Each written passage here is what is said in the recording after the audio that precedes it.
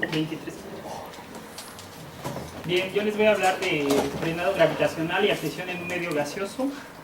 La estructura de la presentación es la siguiente. Voy a dar una breve introducción, voy a hablar de fricción gravitacional en un sistema binario, la solución numérica de la densidad perturbada de la estela del sistema binario, el cálculo numérico de la fuerza de fricción gravitacional para este sistema y acreción en un medio gaseoso. Por último voy a dar unas conclusiones. Bien, el frenado gravitacional es consecuencia de la fuerza de fricción gravitacional. Esta fuerza de fricción gravitacional se define como el momento perdido por un objeto masivo debido a la interacción gravitacional con su estela inducida en un medio de fondo. Es decir, la huella que deja un perturbador cuando se mueve en un medio de fondo, toda esa huella interactúa gravitacionalmente con este perturbador frenándolo. En 1943, Chandrasekhar en un paper publicó el resultado para la fuerza de fricción gravitacional que siente un perturbador, un objeto masivo denominado el perturbador, cuando se mueve a través de un medio de fondo de pocas colisiones. Este puede ser una estrella masiva desplazándose en un cúmulo estelar a velocidad constante en línea recta. Posteriormente, en 1999, Ostraker calculó la fuerza de fricción cuando siente un perturbador en línea recta a velocidad constante, la fuerza que siente la fuerza de frenado que siente este perturbador. Esto ya fue en un medio gaseoso. Nosotros en este trabajo generalizamos esos resultados y encontramos analíticamente la fórmula para la fuerza de fricción gravitacional que siente en este caso un sistema binario, pero ya el desarrollo se puede aplicar a cualquier objeto, en cualquier órbita, en órbitas elípticas también. Y entonces ahora solo les voy a hablar de fricción gravitacional en un medio gaseoso de un sistema binario. Consideremos un medio gaseoso de densidad ρ0 y temperatura T0 en reposo, y partimos de las ecuaciones de la hidrodinámica ideal, la ecuación de continuidad y la ecuación de Euler, donde P es la presión y Phi es el potencial externo que genera el perturbador. Una vez teniendo estas dos ecuaciones, lo que hacemos es linealizarlas. Para linealizarlas, escribimos la densidad de esa forma, donde esa alfa de xt es la perturbación que va a generar en el medio el perturbador, la huella que va a ir dejando cuando va pasando en ese medio gaseoso. La velocidad está dada por ese término cs por beta, donde cs al cuadrado se define como la velocidad del sonido en ese medio. Una vez que tenemos esta forma de la densidad y de la velocidad, la sustituimos en las ecuaciones anteriores, y las ecuaciones linealizadas son estas, la ecuación de continuidad y la ecuación de Euler, para estas perturbaciones, donde se consideran que estas perturbaciones son muy pequeñas. Una vez que se tienen esas ecuaciones, sustituimos la ecuación 5 en la divergencia de la ecuación 6 para encontrar una ecuación que me describa qué sucede con esa estela perturbada, con la perturbación en densidad. Voy a dejar de lado la velocidad y me quedo con la perturbación en densidad del medio. Entonces, al hacer eso, obtengo una ecuación de ese tipo, donde el potencial externo satisface la ecuación de Poisson. Entonces, la ecuación que satisface la perturbación en densidad alfa de xt está dada por esa ecuación, que es una ecuación de onda, y por no acarrear constantes, normalizamos y entonces definimos una función de distribución de masa dada por g por ρ externa, donde g es la constante gravitacional y ρ externa es la distribución de masa del perturbador. Es qué forma va a tener ese perturbador que voy a introducir al medio gaseoso. Entonces, por lo tanto, vemos que alfa satisface una ecuación de onda inhomogénea dada de ese tipo, y entonces lo que sigue es resolver esta ecuación de onda. Para encontrar la solución de esta ecuación la resolvemos por el método de la función de Green.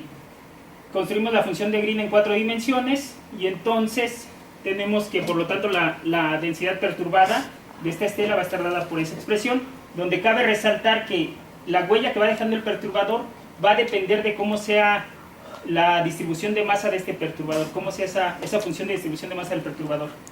Una vez que se tiene la solución, lo que sigue es pintar la función de distribución de masa, y para el sistema binario trabajamos en coordenadas cartesianas, y si las perturbaciones son introducidas en RP00 y menos RP00, es decir, sobre el eje X, a distancias opuestas e iguales, para un tiempo igual a 0, y cuando el centro de masas del sistema binario pasa por z igual a 0, para masas iguales, la distribución de masa que voy a tener para el sistema binario va a estar dada de esa forma.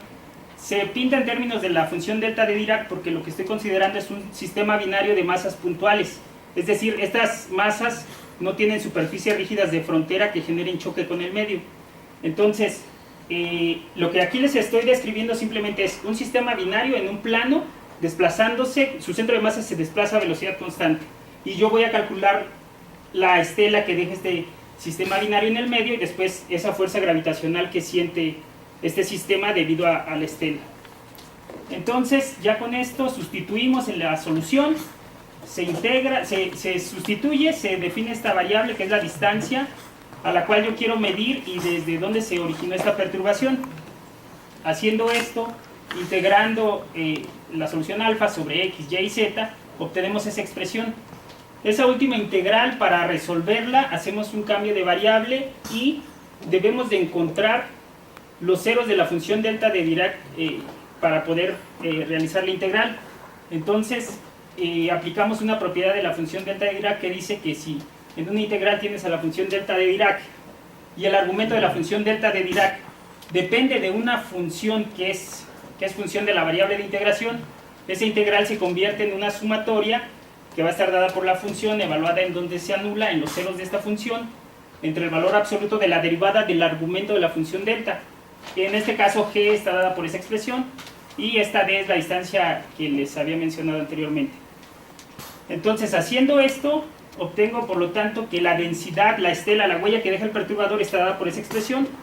Esta expresión ya es un caso general. Yo puedo decir que el sistema va con cierta inclinación, el plano orbital, o que va de canto, como vaya, ya esta expresión me da la densidad perturbada de la estela para cualquier inclinación del plano orbital. Entonces lo que sigue es realizar esta sumatoria, y para poder realizar esta sumatoria tengo que resolver numéricamente la ecuación 17. Para poder resolver esta ecuación hay dos métodos, una solución gráfica utilizando matemática y la otra es por medio de una solución numérica elaborando un código del método de bisección de Newton-Raphson. Entonces, para la solución gráfica lo que se hace es definir esta función f de phi' igual al número de Mach del perturbador por la distancia, y entonces, considerando valores fijos para los números de Mach, para el radio y para t, se tiene que estas raíces están dadas por la intersección de la función que definí y de y dada por esa recta, y entonces lo que obtengo es que para un punto dado, para ciertos valores fijos, voy a tener tres raíces. Entonces esas tres raíces las sustituyo en la sumatoria y desarrollo la sumatoria, pero para esas tres raíces que sería para un punto. Entonces este método es poco práctico porque yo la quiero resolver en todo el espacio tridimensional. Entonces este método nada más sirve de comparación para ver que los resultados están bien. Por lo tanto, lo que sigue es elaborar el código del método de bisección de Newton-Raphson para resolver numéricamente la ecuación que les dije, la 17 o algo así.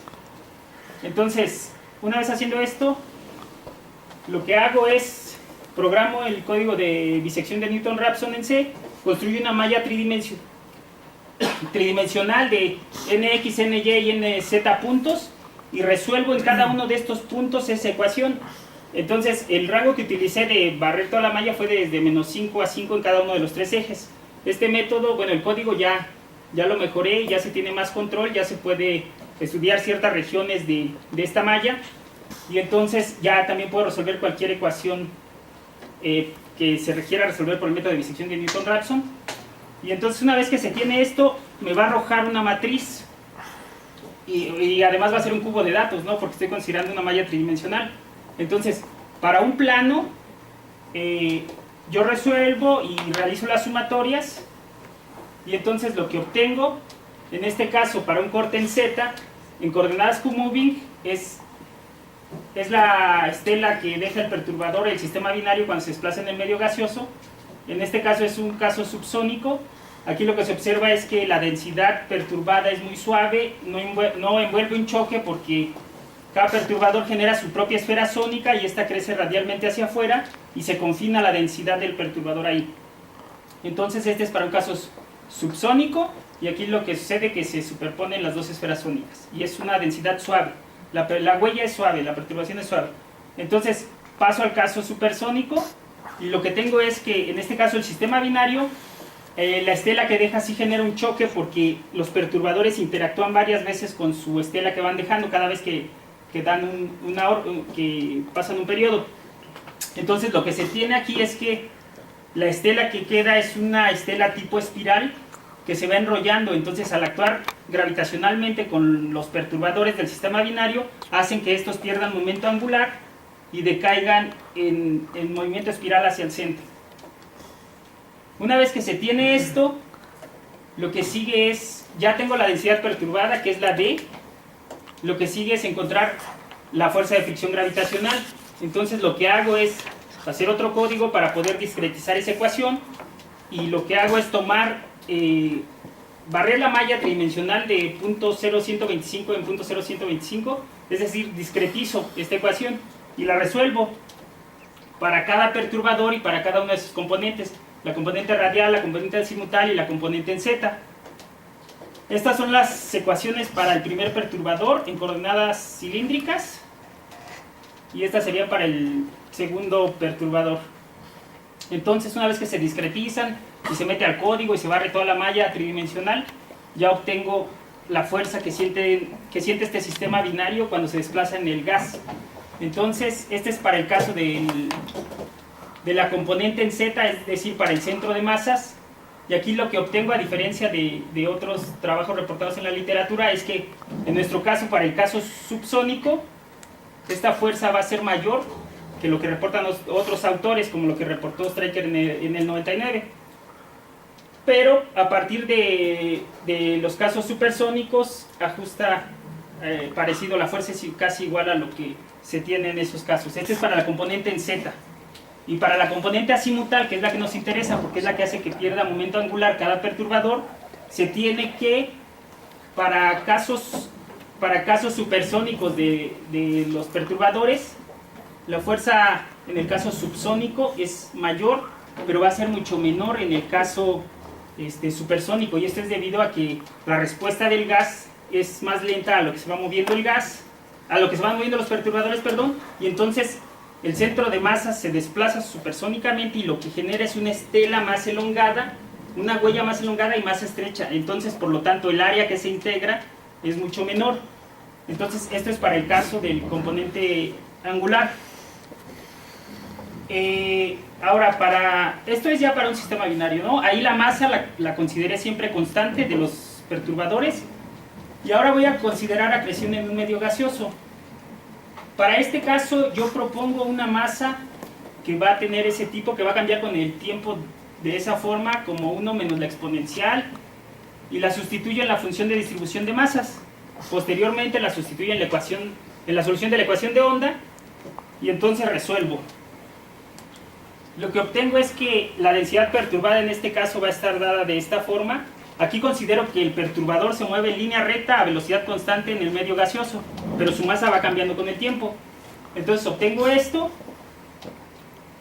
y hago el código que me permita ver la densidad. Y entonces aquí se observa un corte en Z en el plano XY. Lo que se aprecia es que en un caso subsónico el perturbador va acretando materia, y entonces su estela que se va generando es una estela, es la esfera sónica, pero dentro de esa esfera sónica el perturbador va acretando el gas.